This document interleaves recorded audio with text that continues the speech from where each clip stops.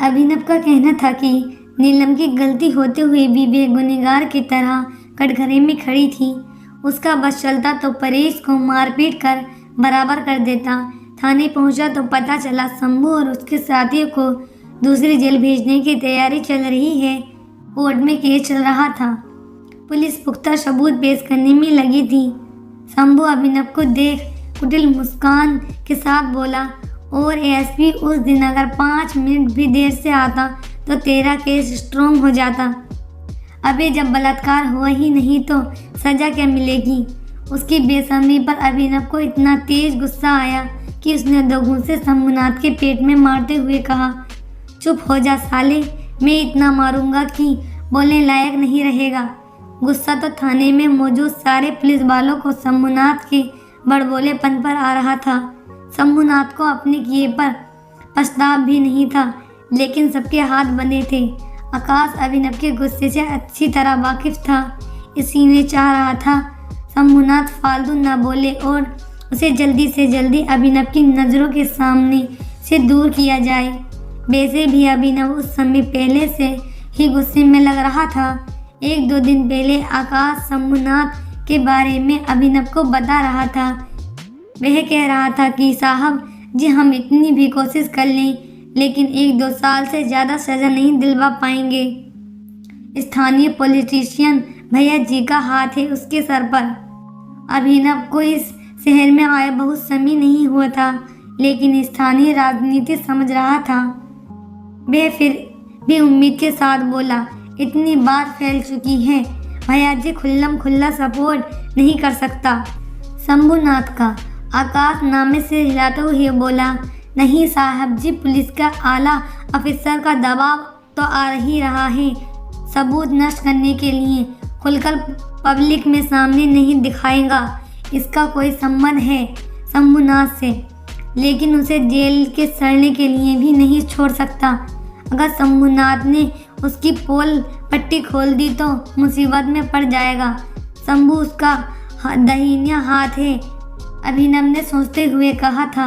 हाँ तो क्या करेगा, उसे भगाने की कोशिश करेगा या ज़्यादा से मुसीबत बन गया तो जेल ही उसका मानने का बंदोबस्त करेगा।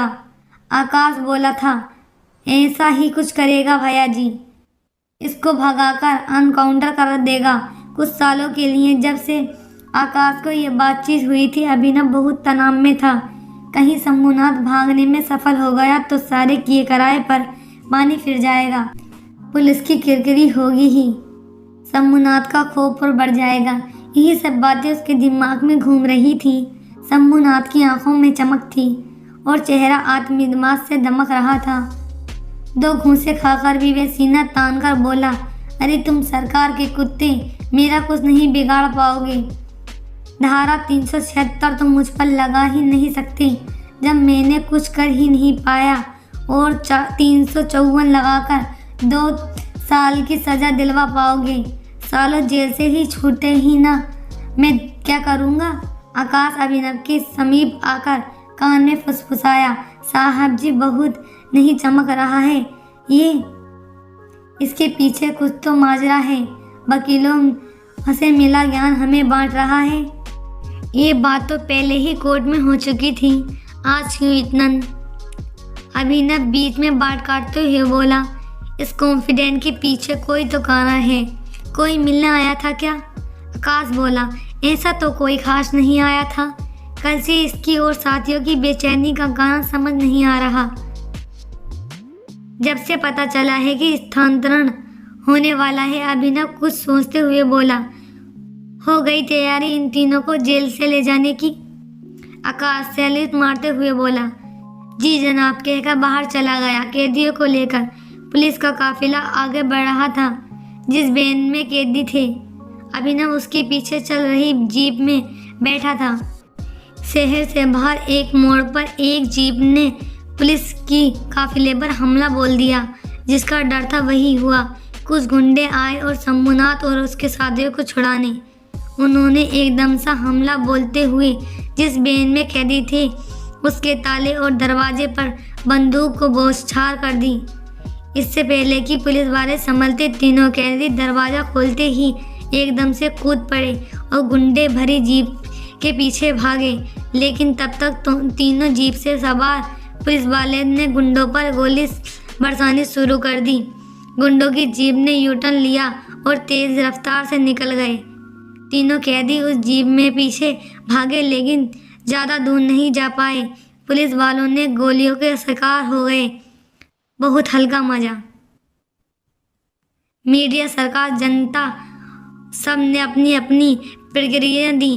आकाश बाद में अभिनव से बोला, साहब जी, मुझे तो लगता है भैया जी ने गुंडे शंभुनाथ और साथियों को भागने का मकसद से नहीं, मरवाने के मकसद से ही आए थे। शंभुनाथ भैया जी के लिए सिरदर्द बन गया था, बहुत ऐंठ दिखाने लगा था। अभिनव भी सोचते हुए बोला, तुम सही कह रहे हो, इतनी बेकार योजना के साथ आए थे। उन तीनों को ले जाना था तो रुकते तो सही। खैर, ये चैप्टर यहाँ ख़त्म हो गया, लेकिन ऐसा कोई अध्याय कभी ख़त्म नहीं होता। हर घटना आगे होने वाली स्थितियों और प्रतिक्रियाओं के लिए नियंत्रण बन जाती है। मीडिया दो भागों में बढ़ गया था। कहीं पुलिस की तारीफ हो रही थी तो कहीं उसे पुलिस की सोची समझी साजिश ही बता जा रहा था। लोग खुश थे। अभिनव और उसकी टीम की प्रशंसा करते नहीं थक रहे थे। अभिनव के वरिष्ठ अधिकारी कुमार लाल कुछ अधिक ही प्रसन्न था। जब से ये वह अभिनव के संपर्क में आया था, बड़ा प्रभावित हो गया था। देखने में सुंदर, संस्कारी और इतना मेहनती और लगनशील बंदे अब कहाँ नजर आते हैं। पढ़े लिखे परिवार से, माँ बाप दोनों कॉलेज में प्रोफेसर और एक छोटी बहन जिसकी शादी हो गई थी। घर की ऐसी कोई जिम्मेदारी नहीं उसके ऊपर। जितनी मेहनती था, उसको देखते हुए बहुत उन्नति करने वाला था। ये सब गुण बहुत हैं। अभिनव को अपना दामाद बनाने के लिए कुमार लाल ने अपनी बेटी सोनिया को पुलिस महंगे की पार्टी में अभिनव से मिलवाया था। सोनिया ने पूछ लिया था उसकी राय अभिनव को लेकर। सोनिया की आंखों में चमक और मुस्कुराहट से साफ पता चल रहा था उसे अभिनव बहुत पसंद आया था। 2-3 बार से सोनिया ने मौके ढूंढ अभिनव से आगे बढ़कर बातें की। कुमार लाल की पुत्री हुई पसंद को लेकर शंका थी। अधिक लाड प्यार के कारण थोड़ी अपनी चलाने लगी थी। उसकी तरफ से हाँ सुनकर उसे तसल्ली हो गई थी। अभिनव को उसके एक बार बोलने पर ही मना नहीं करेगा। उसे वरिष्ठ अधिकारी की बेटी से शादी करके उसका रुतबा भी कितना बढ़ जाएगा। आगे भी सहायता मिलने की पदोन्नति में। कुमार लाल अविरस्त बैठा था। 2 महीने के लिए सोनिया विदेश अपनी मासी के यहाँ रहने गई थी। उसके लौटने पर दोनों का रिश्ता पक्का कर चटमंगनी पर ब्याह करना था। अभिनव कुमार लाल की मंशा से अनजान नहीं था। उसके जीवन में पहले हुई घटना के कारण उसका मन शादी करने का कम था, लेकिन जिस तरह वे कुमार लाल का परिवार उसकी भावना करता, कुमार लाल उसका ध्यान रखता और उसकी लड़की उससे बात करने का कोई मौका नहीं छोड़ती। अभिनव को लगता था वे लोग रिश्ता पक्का समझकर बैठे हैं। उसके स्वयं माता पिता की तरफ से कोई दबाव नहीं था। वे चाहते थे अभिनव स्वयं अपनी पसंद की किसी लड़की से जब चाहे विवाह करे। सोनिया उसको दिल को कभी छू ही नहीं पाई। वे ये जानता था बाहरी आडंबरों में विश्वास करने वाली एक सामाजिक तितली जैसे जीवन बिताने वाली लड़कियों में से है, लेकिन फिर उसे लगता शादी तो कभी न कभी करनी पड़ेगी। सोनिया जैसी लड़की कर लो तो दिल पर ज़्यादा बोझ नहीं पड़ेगा, इसीलिए उससे कोई नकारात्मक प्रतिक्रिया नहीं दी कभी। राम प्रकाश और उसके परिवार ने जब ये खबर सुनी 3 गुंडे मारे गए तो लगा जैसे सिर पर से एक भारी बोझ उतर गया हो। कोर्ट जाना बहुत चिंता और तनाव का काम लगता था। फिर अगली तारीख मिल जाती। दिल और दिमाग पर लगता पत्थर रखकर घूम रहे थे। कोर्ट में भी वकीलों के सवाल, वही बातें बार बार उस भयानक हादसे को जिए जा रहा थे।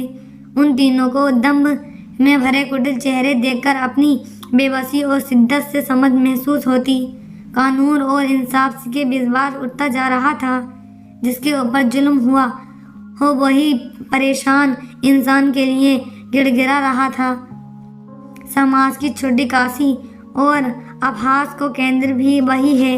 ये खौफ भी दिल में बैठता जा रहा था। अगर उन्हें सज़ा नहीं मिली तो छुटने की कितनी दुर्गति करेगा, इसकी कल्पना भी नहीं की जा सकती। अगर सज़ा हो भी गई तो कब तक? इसीलिए खबर सुनने के बाद पहले तो कानों पर विश्वास नहीं हुआ।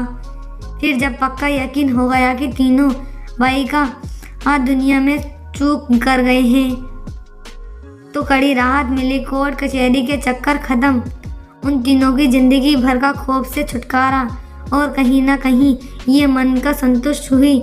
दुर्जनों को सजा मिल गई। राम प्रकाश को लगा वे खुली हवा में सांस ले सकेगा, उसकी जिंदगी पहले जैसी सामान्य हो जाएगी। सिया खुश हुई और अपनी बेटी को तिल तिल मरते हुए नहीं देखना पड़ेगा। हर बार कोर्ट में आकर वह घंटों रोती। जब भी उन गुंडों को देखती उसको रात को चौंक कर उठना फिर शुरू हो जाता। सिया को लगता अब बेटी मानसिक रूप से स्थिर होगी, लगेगी वह घटनाओं को भूलना शुरू कर देगी। नीलम को संतुष्ट मिली। बार बार मनुष्य बातें और तीनों को मनुष्य चेहरे नहीं देखने पड़ेंगे। मन में संतुष्ट हुई कि अच्छा हुआ कि तीनों मारे गए। शारीरिक जख्म तो भर गए थे लेकिन मानसिक आघात में उभरना उसे बहुत मुश्किल लगा था। वे कितनी भी कोशिश कर ले, कितना भी समय बीत जाए, वे उस घटना को कभी नहीं भूल सकती।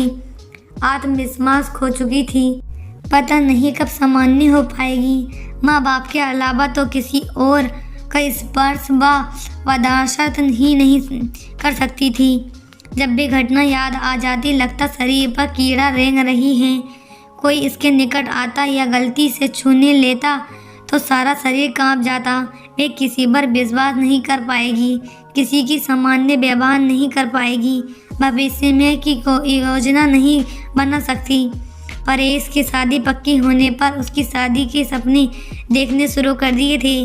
परेश से भी कभी खुल कर बात नहीं हुई थी, बस नाम का एक दो वाक्य का आदान प्रदान हुआ था। उसे लगा था कि विवाह उसका और परेश का नहीं, दोनों परिवार का हो रहा था, लेकिन ऐसा ही उसकी कड़ी बहन प्रीति का हुआ था।